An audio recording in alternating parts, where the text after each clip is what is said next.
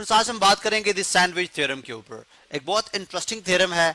अब इससे पहले कि हम इसकी फॉर्मल डेफिनेशन पे जाएं, हम इसको अंडरस्टैंड करने के लिए एक एनालॉजी बनाते हैं। लेट्स से एनालॉजी है जी कि तीन भाई हैं, अली, अहमद एंड जमाल। अली, अहमद एंड जमाल, ठीक है, अली, अहमद एंड जमाल। अब ये तीनों लेट्स से ब्रदर हैं, तीनों भाई हैं। इनकी जो पॉकेट मनी है वो इस तरह से जो है वो असाइन की गई है इनको, इस तरह इस तरह से मिलती है कि अहमद को जो है अली से ज्यादा या अली के बराबर पैसे मिलेंगे, पॉकेट मनी मिलेगी, ठीक है। यानी अहमद जो है अली से ज्यादा पॉकेट मनी लेगा या अली के बराबर पॉकेट मनी लेगा, ठीक है। इसी तरह से जो जमाल है वो अहमद से ज्यादा पॉकेट मनी उसको मिलेगी या अहमद के बराबर मिलेगी। ये देखिए दो इनइक्वालिटीज हैं, ठीक है, ये दो इनइक्वालिटीज हैं। सबसे पहले हम कह रहे हैं कि अहमद जो है उसको जो पॉकेट मनी मिलेगी या तो अली के बराबर होगी या अली से ज्यादा होगी, कम नहीं हो सकती। जमाल को जो पॉकेट मनी मिलेगी वो अहमद से ज्यादा होगी या उसके बराबर होगी, लेकिन जमाल को अहमद से कम नहीं मिल सकते। अब लेट्स से एक पर्टिकुलर वैल्यू पे हर मंथ उनको डिफरेंट जो है वो पॉकेट मनी दी जाती है, लेकिन वो इस इनइक्वालिटी के ऊपर बेस करती है, ठीक है। एक खास मंथ के अंदर हमने देखा कि अहमद को सॉरी अली को अगर लेट सपोज ₹2000 मिले, ₹2000 मिले, जमाल को ₹2000 मिले। अब क्वेश्चन ये था कि अहमद को कितने मिलने चाहिए फिर। अब अहमद को यहाँ पे देखने के लिए लेट से आप कोई भी नंबर बताएं, हम देखते हैं जी अहमद को अली से ज्यादा मिलते हैं। अब अहमद को अली से ज्यादा करिए, आप ₹2500 यहाँ पे लगा दें।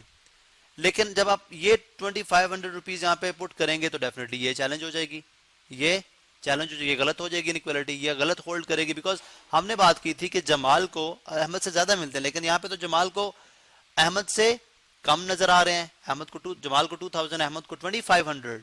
अब इसका मतलब है कि अगर आप लेट सपोज और वैल्यू कम कर लें, अगर आप 2100 ले आए तब भी वही मसला कि आपकी जमाल को 2000, अहमद को 2100, ऐसा नहीं हो सकता। इसका मतलब है जमाल को अगर आप कम देंगे, अहमद से कम देते हैं तो ये हो जाएंगे ₹1800, लेकिन उस केस में फिर ये इनइक्वालिटी चैलेंज हो जाएगी। बिकॉज अहमद को तो अली से ज्यादा मिलते हैं, यहाँ पे तो अहमद को अली से कम मिल रहे हैं। इसका मतलब है अहमद यहाँ पे एक ही वैल्यू गेन कर सकता है, एक ही वैल्यू ले सकता है, और वो वैल्यू कौन सी है? That value is ₹2000, same value, वही वैल्यू। क्योंकि देखें इस केस में हमने बात की अहमद को अली से ज्यादा या अली के बराबर मिलेंगे, अहमद को अली से ज्यादा या अली के बराबर मिलेंगे, तो यहाँ पे अहमद को अली के बराबर मिल रहे हैं। जमाल को अहमद से ज्यादा या अहमद के बराबर मिलेंगे, जमाल को अहमद के बराबर मिल रहे हैं, ठीक है, मेक सेंस। इसका मतलब है कि अहमद जब इसके दरमियान सैंडविच हुआ पड़ा है, this is why we call it sandwich, because आप यूं समझेंगे ये ब्रेड का एक पीस है, ये ब्रेड का दूसरा पीस है, और अहमद उनके दरमियान एक सॉर्ट ऑफ चिकन है जो कि सैंडविच हुआ हुआ है दो ब्रेड पीसेस के दरमियान, दो स्लाइसेस के दरमियान, ठीक है। तो इसका मतलब है अगर अली 2000 लेगा, जमाल 2000 लेगा, तो अहमद भी 2000 ही लेगा, ठीक है। अब इसको अंडरस्टैंड करते हैं, देखें इसको हम अंडरस्टैंड करते हैं, ठीक है, मैथमेटिकल फॉर्म में, मैथमेटिक्स इसके अंदर इंट्रोड्यूस करते हैं। लेट्स से हमारे पास तीन फंक्शंस हैं, ठीक है। Number 1 function F of x, ठीक है, दूसरा फंक्शन है हमारे पास जी ऑफ एक्स, तीसरा फंक्शन है हमारे पास एच ऑफ एक्स, तीसरा फंक्शन हमारे पास एच ऑफ एक्स।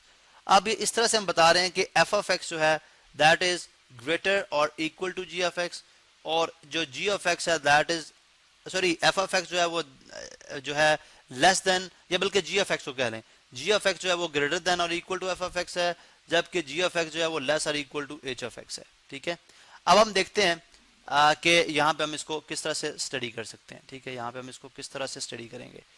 अब देखें यहाँ पे मैं कुछ जो है वो लेट से एक स्पेसिफिक वैल्यू, ये तमाम फंक्शन जो है किसी ओपन इंटरवल पे डिफाइन होते हैं, ठीक है, एक कुछ मुख्तलिफ वैल्यू लेते हैं। बिकॉज आपको पता है फंक्शन क्या होता है, जिसमें सेट ऑफ इनपुट होती है और उसके अगेंस्ट आपको आउटपुट मिल रही होती है, तो इसकी सेट ऑफ यानी इसकी डोमेन भी है, ये भी कुछ सेट ऑफ डोमेन पे डिफाइन हो रहा है, ये भी सेट ऑफ डोमेन पे डिफाइन हो रहा है, ये भी सेट ऑफ डोमेन पे डिफाइन हो रहा है, ठीक है। अब हम देखते हैं कि एक पर्टिकुलर वैल्यू लेते हैं, let's say x is equal to C, और इन तीनों को चेक करते हैं, x is equal to C पे इन तीनों को चेक करते हैं, ठीक है। यानी व्हेन नॉट एग्जैक्टली सी, बल्कि आप यूं समझे not x is equal to C, बल्कि नहीं कहते, when x approaches to C, एक पर्टिकुलर वैल्यू है when x approaches to C, इस पर्टिकुलर वैल्यू के ऊपर हम तीनों फंक्शंस को स्टडी करते हैं, ठीक है। हम कहते हैं जी कि limit x approaches to C, x approaches to C, F of X जो है उसके पर्टिकुलर एक वैल्यू आती है दैट इज l, ठीक है। इसी तरह से h ऑफ x जो है उसकी x अप्रोचेस टू c के ऊपर एक पर्टिकुलर वैल्यू आती है विच इज l। अब अगर f ऑफ x की वैल्यू आ रही है l के इक्वल, h ऑफ x की value x approaches to c पे आ रही है l के इक्वल, तो आप देखें g of x is sandwich, दोनों के दरमियान सैंडविच है। g ऑफ x की जो वैल्यू आएगी वो ग्रेटर और इक्वल टू f x होगी, लेस और equal to h of x होगी। इसका मतलब g ऑफ x a की वैल्यू अटेन कर सकता है, दैट इज l। इसका मतलब है देयरफॉर या देन, ठीक है, बल्कि देयरफॉर क्या लें, therefore h of therefore g of x therefore g of x when limit x approaches to c ये भी किसके बराबर होगी, l के बराबर होगी, ये भी किसके बराबर होगी, l के बराबर होगी। This is called sandwich theorem. अब इसको ग्राफिकली अगर हम स्टडी करें, ग्राफिकली भी अगर हम इसको देख लें तो हमें ये बात समझ आ जाएगी। लेट्स से मैं यहाँ पे एक ग्राफ प्लॉट करता हूँ, ठीक है, दीज आर माय, ये मेरे पास y एक्सिस है, ये मेरे पास x एक्सिस है, ठीक है, x axis, this is y axis. Let's say हम एक फंक्शन ड्रॉ करते हैं, लेट्स से g ऑफ x जो है वो इस तरह से है, ठीक है, g ऑफ x, ये g ऑफ x मैंने डिफाइन कर दिया। Let's say this is g of x, बल्कि हम इसको थोड़ा सा और अंदाज में बेहतर बनाते हैं, ठीक है, let's say this is g of x, बल्कि f ऑफ x, ठीक है, this is f of x। इसी तरह से मैं h ऑफ x भी बनाऊंगा, ठीक है, h ऑफ x मैंने बना दिया। Let's say h of x जो है, बल्कि यूं समझे, h ऑफ x जो है वो हमारे पास कुछ इस तरह से मूव कर रहा है, ठीक है, this is h of x, ये h ऑफ x है, ठीक है, ये मैंने बनाया था f ऑफ x। अब एक थर्ड थ्योरम है जो कि इन सैंडविच है in between, g of x जो है वो सैंडविच है इन दोनों फंक्शंस के दरमियान, तो डेफिनेटली वो कुछ इस तरह से, ठीक है, ये फंक्शन है।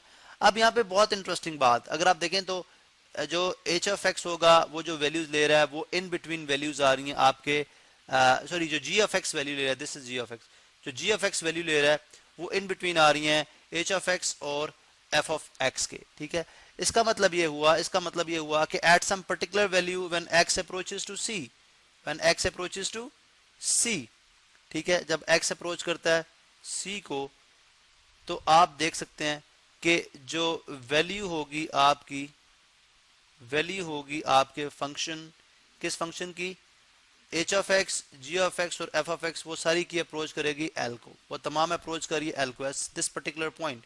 तो यहां से हमें समझ आती है कि when f of x at c is equal to l, when h of x at c is equal to l, तो g ऑफ x अगर उन दोनों के दरमियान सैंडविच है तो फिर g ऑफ x भी उस पर्टिकुलर c वैल्यू के ऊपर l के बराबर ही होगा। तो this is actually a sandwich theorem. अब हम देखते हैं कि इसी थ्योरम की बेस के ऊपर हम एक इंपॉर्टेंट रिजल्ट ड्राइव करेंगे जो आगे हमारे जाके क्वेश्चंस के अंदर इस्तेमाल होता है। लिमिट x अप्रोचेस टू 0 के ऊपर साइन थीटा डिवाइडेड बाय, थोड़ा सा मैं इसको ड्रैग डाउन करूंगा, साइन थीटा आवर, थीटा जो है वो किसके इक्वल होता है, 1 के इक्वल होता है। Theta is measure in radians, अगर आप थीटा को रेडियन में मेजर करें तो लिमिट x अप्रोचेस 0 के ऊपर sine theta over theta is equal to 1 होता है। ये कैसे होता है ये अभी हम नेक्स्ट वीडियो के अंदर कंटिन्यू करते हैं।